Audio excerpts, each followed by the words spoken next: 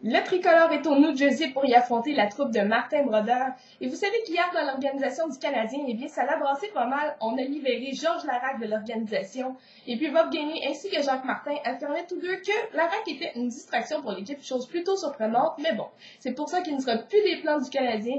Et puis, on se doit d'offrir toute une performance, vu les 3 dernières performances plutôt à oublier du Canadien. Eh bien, ce soir, c'est une performance d'équipe qu'on veut et de l'intensité. Et en première période, eh bien, c'est un excellent début de match de la part des deux équipes. Il faut donner un crédit aux Devils qui ont beaucoup de blessures, entre autres Patrick Elias qui manque énormément à l'équipe. Mais tout de même, ce sera le Canadien qui sera chassé les premiers. C'est Glenn Métropolite qui est envoyé au cachot pour un accrochage. Mais les Devils sont en panne sèche au niveau du jeu de puissance et ne parviendront pas à marquer.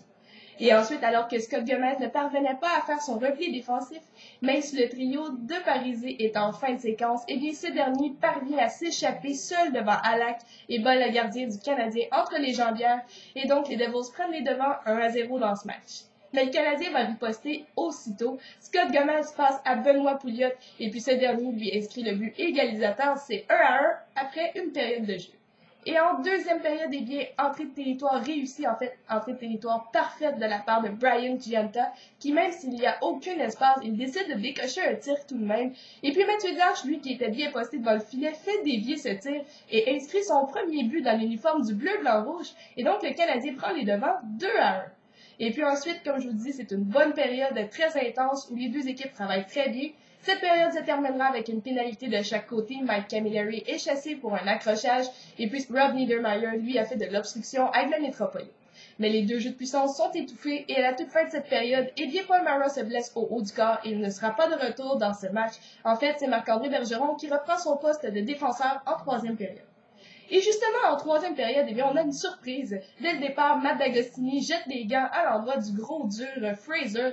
Et puis le jeune D'Agostini en a pour son argent, car vraiment, il ne fait pas le poids. Et donc, les deux joueurs sont chassés. Ils tentaient sûrement de démontrer des choses à Jacques Martin, mais c'est peut-être pas la bonne option.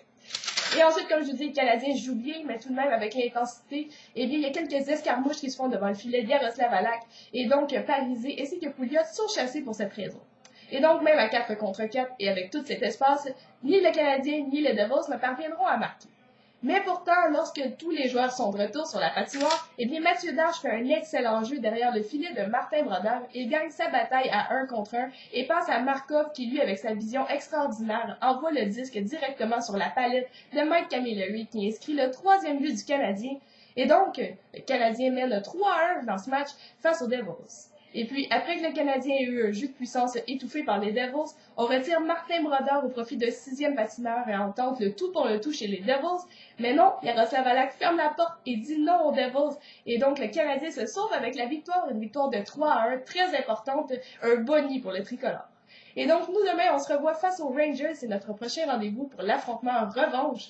Et puis, vous savez que demain, Sean Avery va s'en donner à cœur joie car il n'y a plus de gros dur chez les Canadiens pour défendre nos petits joueurs. Alors, qui croyez-vous qui va affronter Sean Avery? Croyez-vous que ce serait Travis Moen, Josh Sturgis ou même Ryan O'Byrne s'il est de retour dans l'alignement? Donc, laissez vos commentaires sous la vidéo et on se revoit demain face aux Rangers.